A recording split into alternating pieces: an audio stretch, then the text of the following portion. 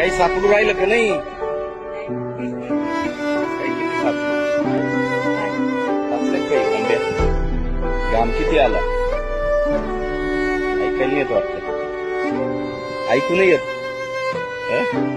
ऐकायला नाही येत म्हणून ही दवा या कोणी सांगितलं तर तिला जावा यावा यावा निवडून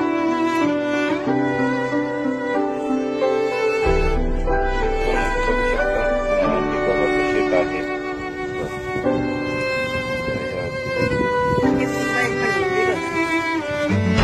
पोकळ येतात आज.